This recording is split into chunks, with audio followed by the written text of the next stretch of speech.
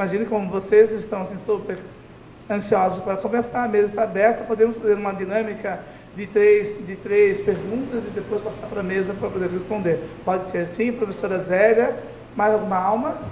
Moisés? Mais um cristão? Ou não? Então, enquanto professora Zélia. Parabéns à mesa. Eu acho que é fantástico isso, essa troca com a Cadara. Porque é o seguinte, a Cadara ela não é gratuita. Tá?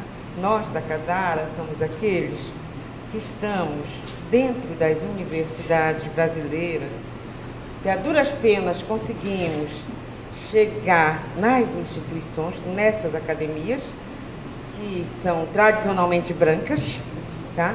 E que os saberes outros estão fora dessas academias brancas, sequer são considerados, e a duras penas, e tem sido essa a tarefa do intelectual negro, é tentar, dentro daquele tecido difícil de ser rompido, tentar abrir espaço para você trazer para aquela instituição saberes outros que foram desconsiderados historicamente no Ocidente, tá? No processo de colonização. É muito difícil e essa tem sido a tarefa dos intelectuais negros que a duras penas conseguiram chegar às instituições, às academias brasileiras, tá? Essa não é uma tarefa fácil. Eu acho que o ECOS e o trabalho da professora abrem essa possibilidade de, junto conosco, dentro da Cadara, nós temos, para além desses intelectuais negros, nós temos também outras articulações, assim como temos os NEABs. Os NEABs têm sido o grande espaço de resistência da intelectualidade negra dentro das instituições, no sentido de fazer com que saberes de origem africana sejam tratados junto com outros saberes, no mesmo pé de igualdade, tá? Então, eu acho que essa é uma possibilidade. Nós podemos somar esforços via ECOS, via esse trabalho, no sentido de fazer com que a gente possa, no futuro, ter elaborado uma narrativa dentro da academia que dê possibilidade da narrativa de nacionalidade brasileira levar em consideração de forma equânime todos os saberes, todos os grupos importantes para a formação desta sociedade. Então, acho que o espaço está aí, a gente precisava dessa reunião, e que bom que ela acontece aqui na Unilab. Eu acho que vocês podem nos ajudar, mas eu quero crer também que nós temos uma experiência dura de abrir portas quando todas se encontram fechadas. Então, eu acho que a gente pode fazer essa troca.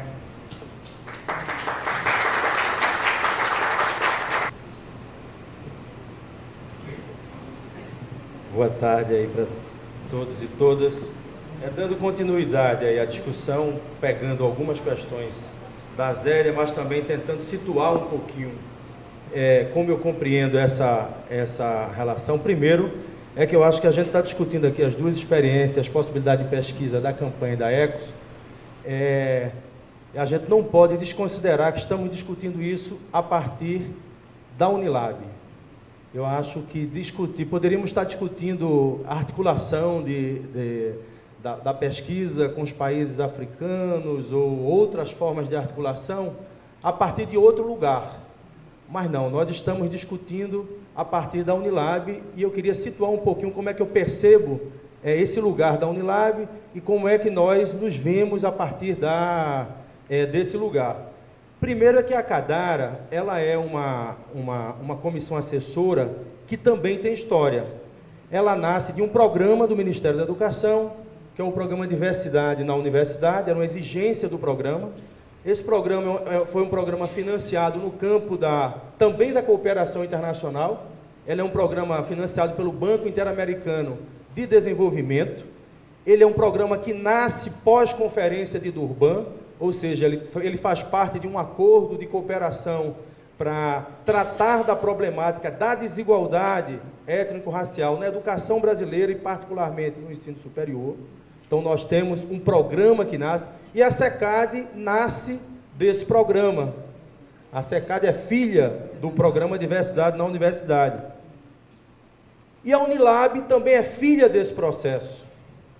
A Unilab é filha de um processo desses últimos anos que o Brasil tem vivido, né, em que há na sociedade brasileira um acúmulo no campo tanto da reivindicação, mas de uma perspectiva de pensar a educação numa outra lógica. E essa outra lógica de pensar a educação não pode desconsiderar, nem do ponto de vista do marco legal, mas também do ponto de vista da pesquisa, do conteúdo, os referenciais que nos formaram e que são importantes de serem considerados e têm a ver com nossa relação com o continente africano. Então, quando a gente trata, para mim, dessa maneira, e aí vê a Cadara nesse processo, vê a Unilab nesse processo, a SECAD também, e aí eu acho que nós, o Paulino frisou isso num dos momentos aí na mesa, eu acho que a Cadara, ela, pela sua especificidade, a sua missão dentro do MEC, não é ela que vai se articular para desenvolver pesquisas, não é essa a função da Cadara. Mas a Cadara, ela representa, inclusive, e desenvolve um papel determinados sujeitos e atores, tanto da sociedade civil quanto das universidades, que podem, devem estar articulados nesse processo de pesquisa e de integração nesse campo aí da pesquisa da campanha, também da ECO. Então, todos dois frisados já aqui, um pela Zélia, eu acho que os NEABs brasileiros, nós temos uma articulação, que é o CONEABs, dos Núcleos de Estudos Afro-Brasileiros, a Associação Brasileira de Pesquisadores Negros, que é filha também desse processo, ela nasce em 2000, né, antes da Conferência de Durban, mas ela é filha desse processo de luta do movimento e da intelectualidade negra, através das suas organizações no espaço acadêmico.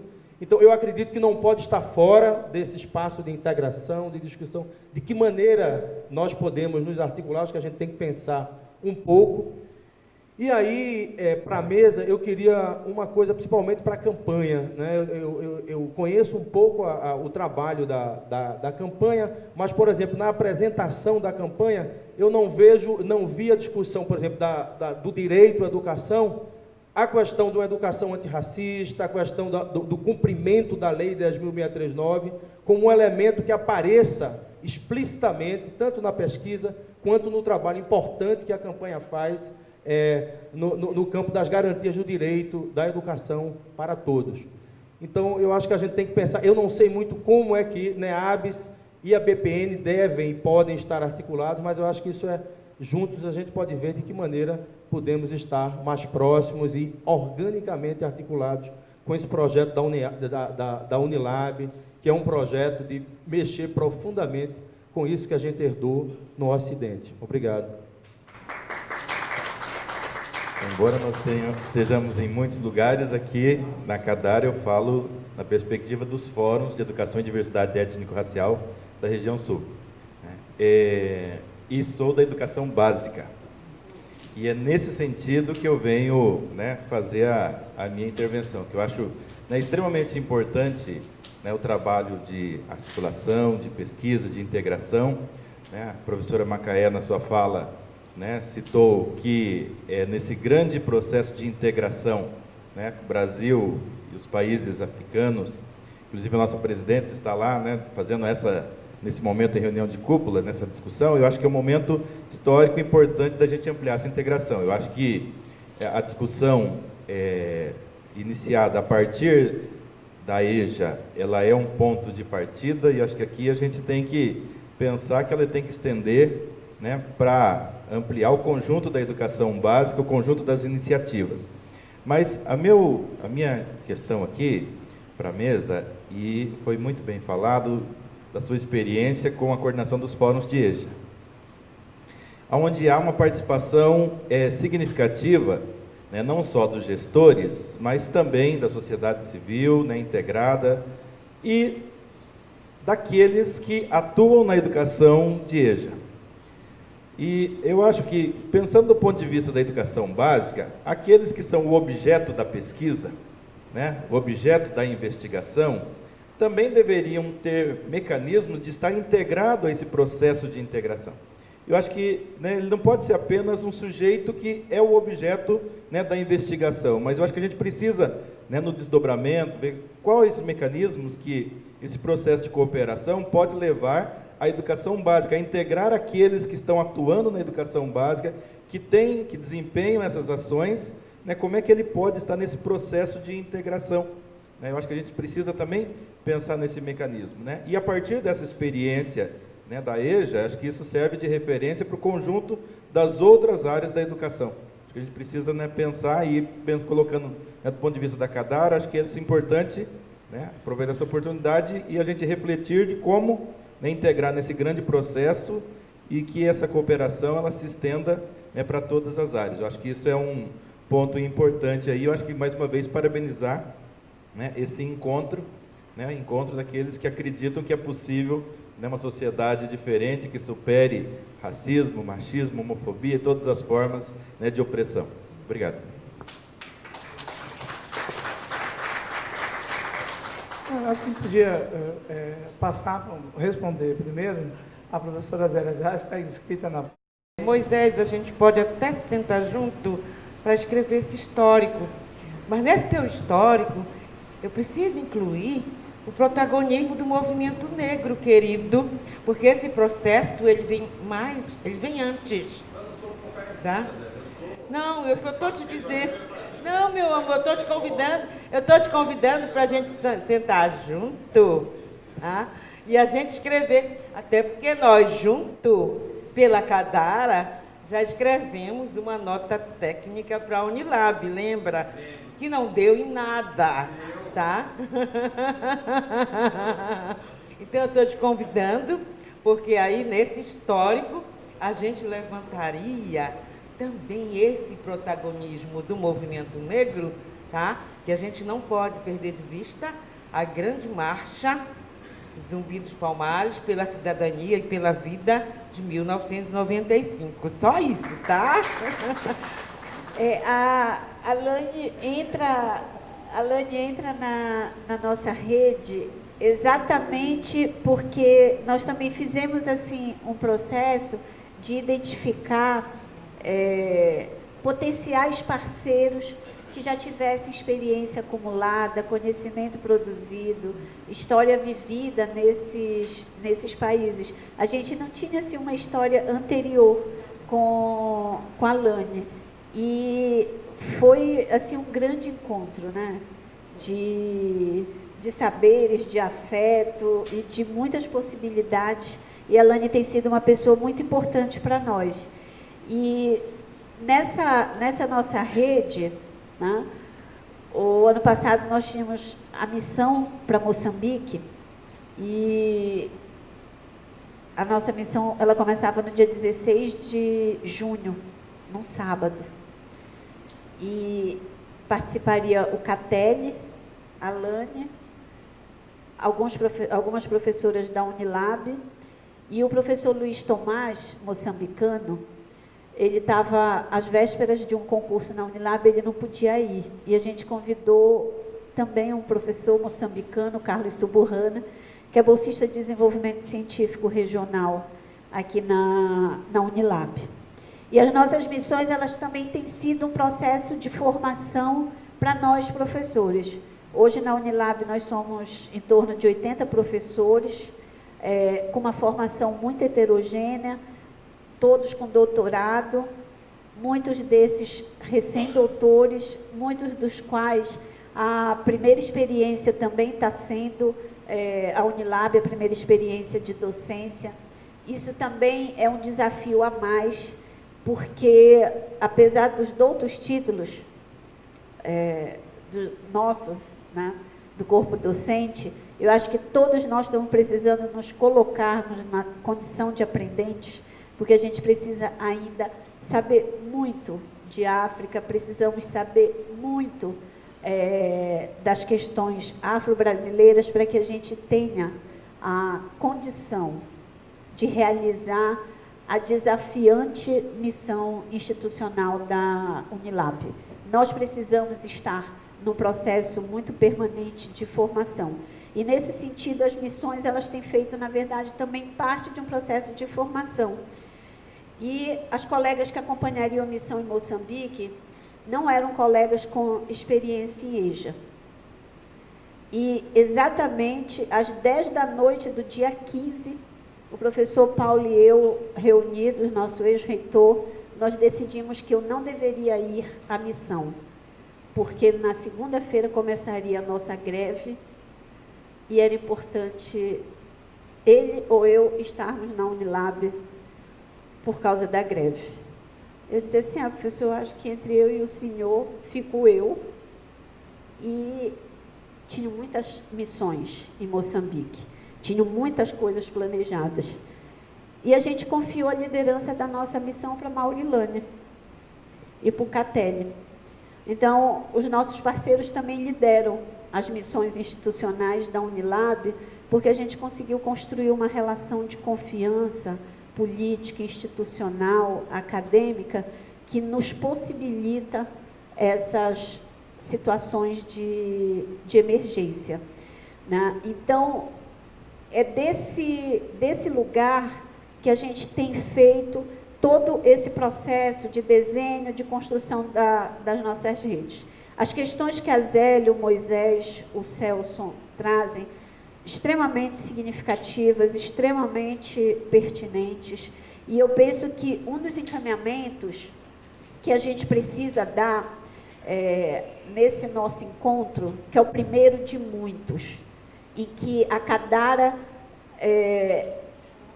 se aproxima do ECOS, mas o ECOS é só uma das possibilidades de encontro da Cadara com a Unilab. Muitas outras virão. Acho que a gente vive um momento extremamente importante institucionalmente.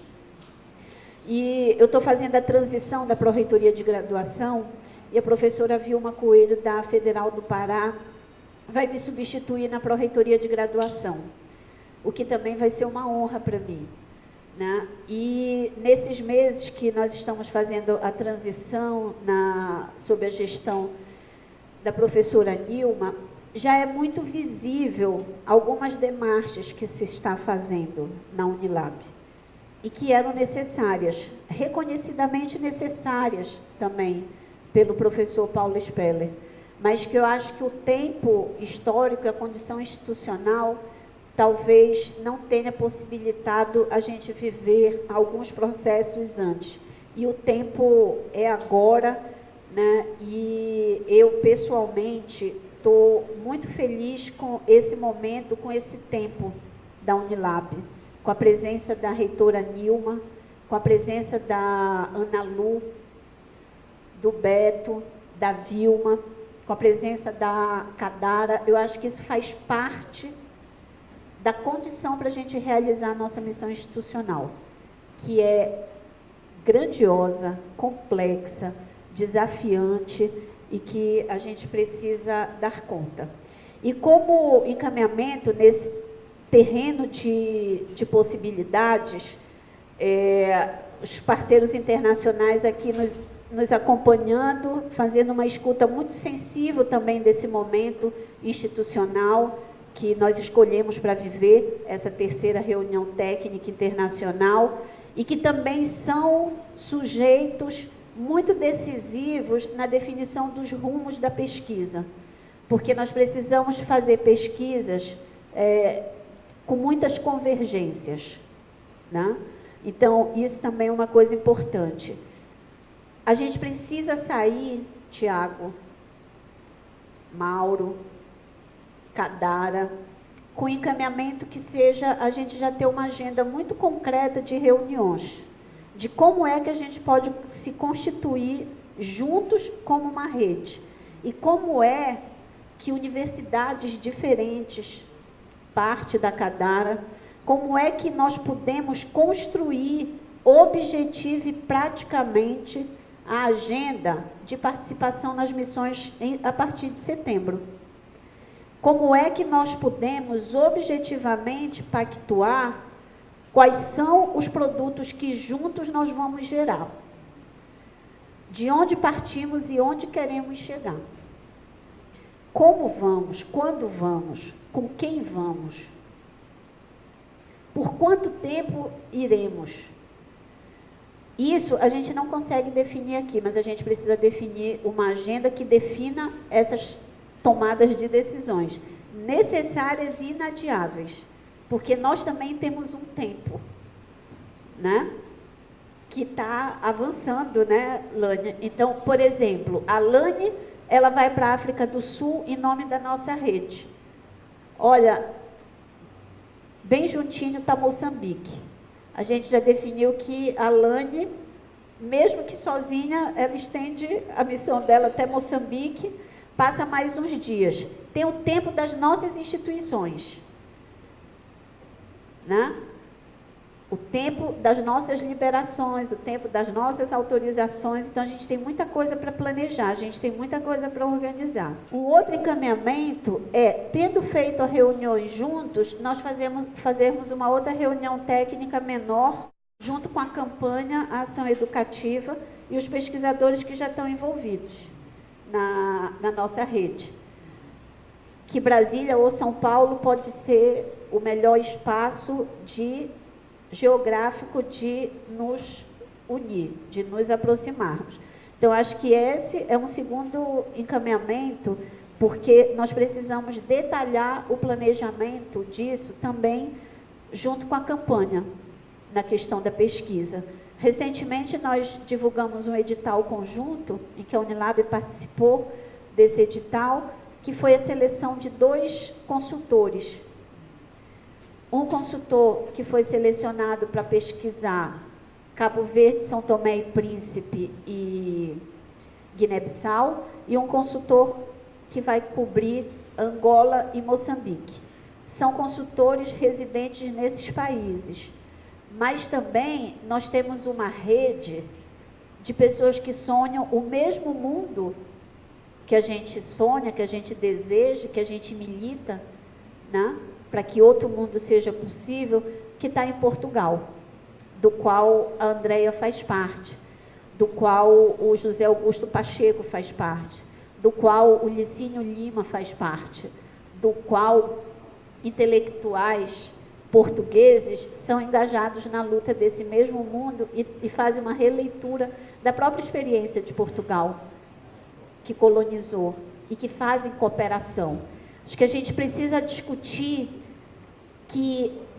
e a gente tem pontuado isso para a CAPES. A CAPES prima por programas em que nós precisamos sair do sul para o norte, porque no norte estaria o que há de melhor. E a gente sempre diz, por exemplo, no PIBID, a gente diz para o Helder, por que a cooperação não pode ser sul-sul e os nossos estudantes irem para a África, viver o chão da escola africana? Por que nós temos mesmo que ir para as universidades portuguesas, agora também canadenses, holandeses, americanas? Por que o Ciência Sem Fronteira ele está sempre na direção do sul para o norte? Isso também fala da nossa relação e da nossa perspectiva de cooperação. E a gente precisa também subverter essas agências, a gente precisa subverter um pouco. Nós temos editais abertos. A Unilab é uma universidade que ainda não tem pós-graduação em estrito senso. Ela é uma universidade que está vivendo a sua primeira infância. Universidades consolidadas precisam também se comprometer com a Unilab. Está aberto o edital até o dia 28 de dezembro para o Promobilidade, da Associação das Universidades de Língua Portuguesa, a ULP e a CAPES. A Unilab não pode concorrer, mas as vossas universidades podem. E nós podemos ser universidade associada. E sair na ponta de lança juntos. Dia 23 de maio encerrou um edital do CNPq. Tinha a linha de ampla concorrência de R$120 mil. Nós podemos concorrer juntos em editais.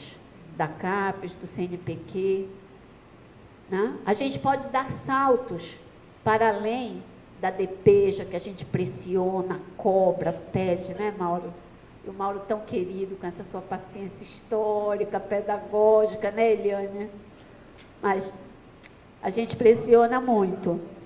A gente precisa, e o nosso Ministério da Educação, querido, com uma companheirada valorosa, mas a gente precisa trabalhar a nossa cooperação também muito com base na demanda.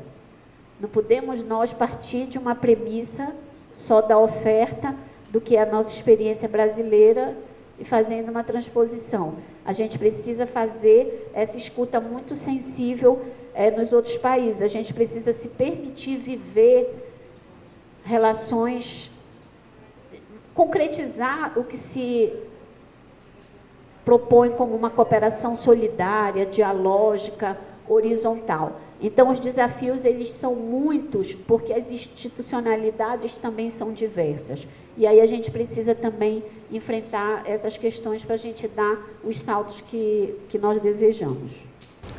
Fico muito feliz em estar aqui fazendo parte dessa discussão e abrindo a pesquisa que a gente vai realizar entre redes da sociedade civil e agora em parceria com outros atores, também para que novas vozes possam se posicionar e olhar para a nossa pesquisa e enriquecer o que a gente vai produzir juntos. Eu acho que esse que é o diálogo real, conseguir escutar e incorporar e pensar juntos e discutir e refletir. A nossa pesquisa, a gente ainda não definiu os temas de trabalho. Os temas vão ser decididos junto com as redes. Eles têm que fazer sentido para os trabalhos que estão sendo implementados e discutidos internamente em cada país. As redes trouxeram para o nosso encontro agora os temas de trabalho dos próximos anos e quais são os principais pontos que eles gostariam de pesquisar. A gente vai discutir juntos ainda, porque essa espero que não seja a única, vai ser a primeira de outras pesquisas que podem acontecer dentro dessa rede, e em parceria e colaboração. E aí, respondendo especificamente sobre a campanha, esse não é o único programa da campanha brasileira. A Campanha Nacional pelo Direito à Educação tem vários outros projetos e outras atuações. Esse é um dos programas que trabalha especificamente com os PALOPs, com os nossos parceiros. E a gente não vai desenvolver nenhuma pesquisa sobre o Brasil nesse primeiro momento. A campanha brasileira desenvolve outras pesquisas com outros parceiros para trabalhos de incidência política. Então, em outros trabalhos, o racismo faz parte como uma das análises do direito à educação. Então, eu trouxe materiais da campanha, eu vou distribuir para vocês.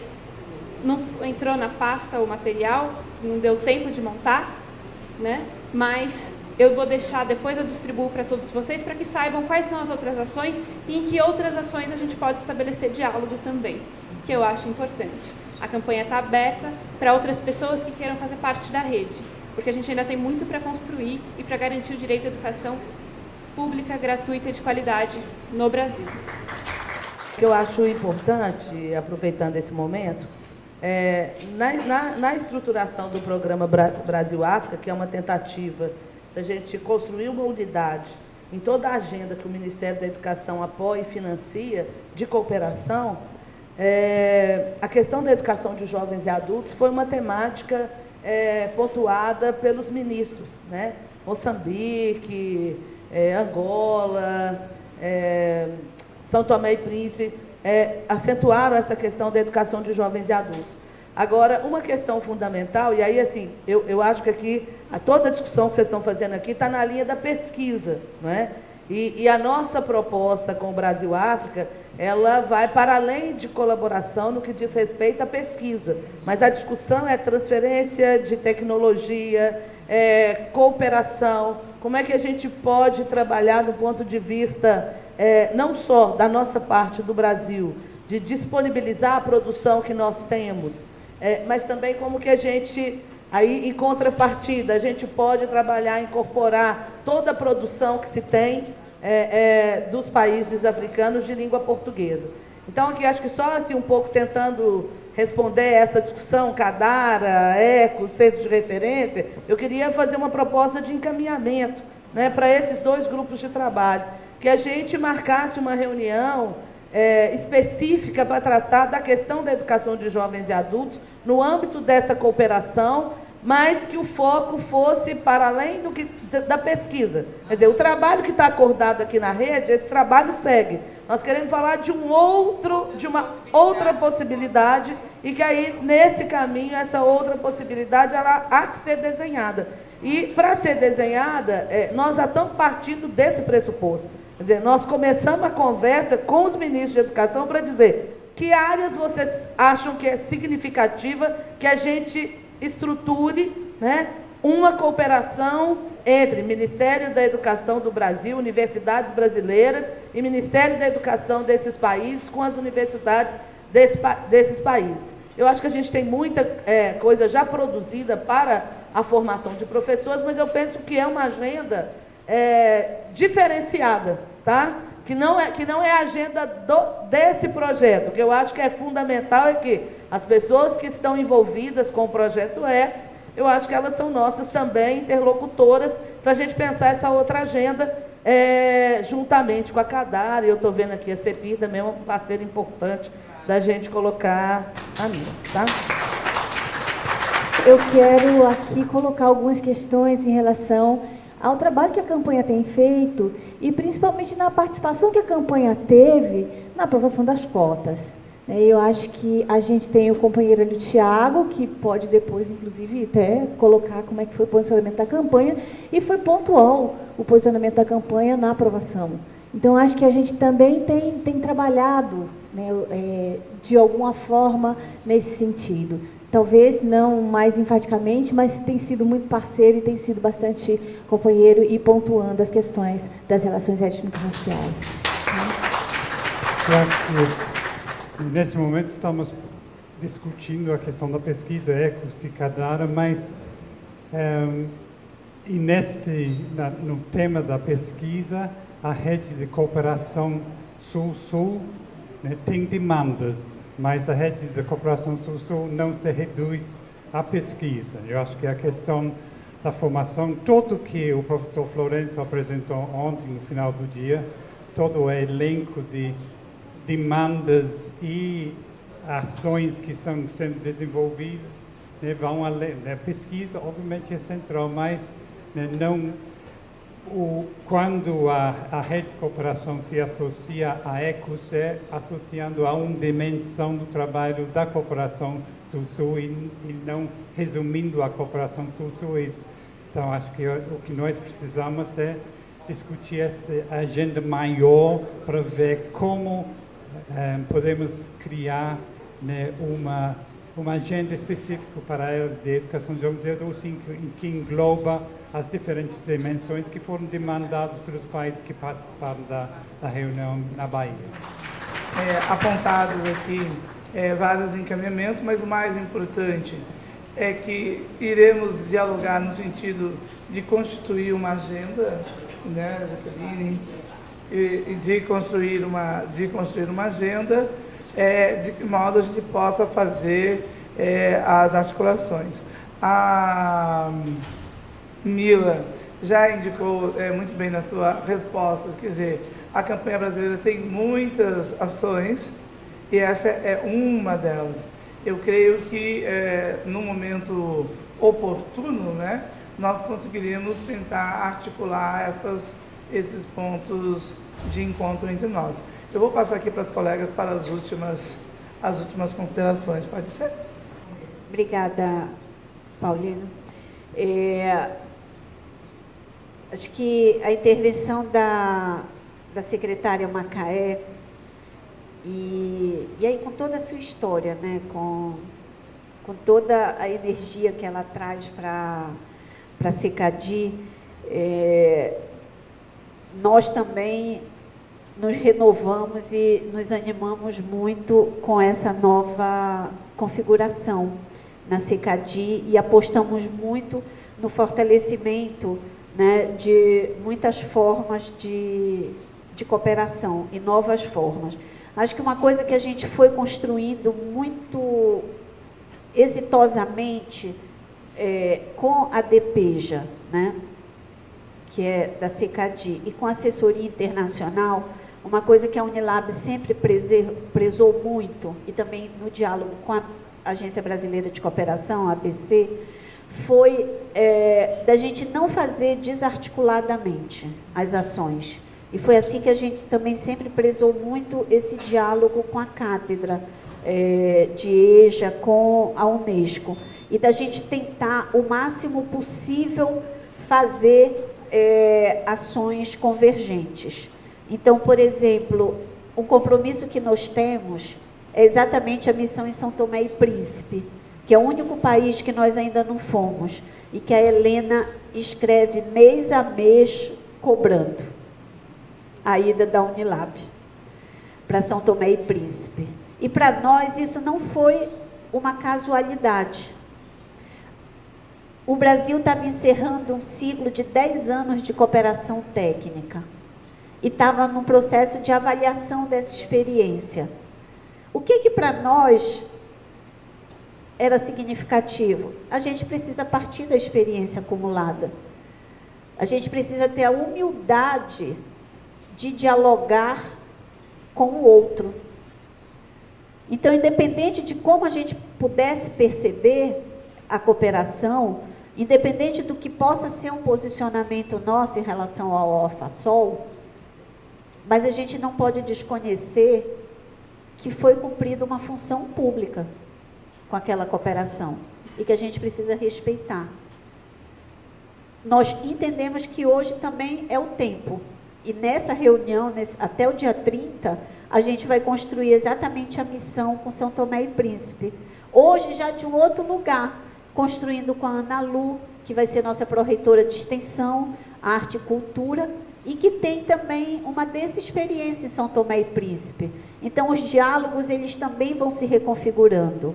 A nossa reitora Nilma também atuou no quadro, né, nesse projeto da cooperação. Então, a Unilab também está vivendo esse processo, né, de um outro lugar nesse tempo.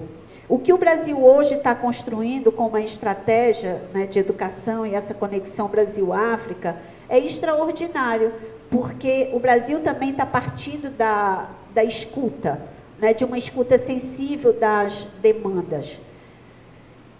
Nesse processo, a Unilab já tem um compromisso em marcha com Moçambique, que é a formação de formadores. Nós acentuamos a questão da pesquisa porque era a pauta da mesa, mas nós não estamos só focados nisso. E nós já conversamos com a reitora Nilma, né, que a formação em Moçambique, ela também é uma formação em rede. Né? É nesse contexto que a USP está com a gente, que a FEUSP, a Uniep, está conosco. A ação educativa, que tem uma densa expertise em educação de jovens e adultos. Né? Quer dizer, hoje a ação educativa, que não é uma instituição acadêmica, mas ela tem boa parte do que há de melhor produzido sobre EJA no Brasil, que nem sempre também está nas universidades, que muitas vezes não valorizam, consideram uma questão menor ou uma questão à margem de saberes, políticas, pesquisas, etc. e tal. Né? Então, acho que esse é o momento, né, da gente tentar fechar. E, por último, eu queria repetir uma coisa que eu disse ontem na reunião setorial das universidades. Esse trabalho desafiante que é o ECOS, a sustentabilidade dele está exatamente por ser um trabalho em rede. A Unilab também precisa ter a humildade de que ela não tem a competência instalada para fazer tudo nesse tempo institucional que ela tem. Ninguém vai ter a competência de fazer tudo. Mas nesse tempo institucional que a gente vive, de 2 anos, de pouquíssimas pessoas da área de educação, O que dá sustentabilidade é nós fazermos juntos. Com a competência instalada que as outras universidades têm na questão do letramento. E tantas outras questões da diversidade, das questões étnicas, de gênero.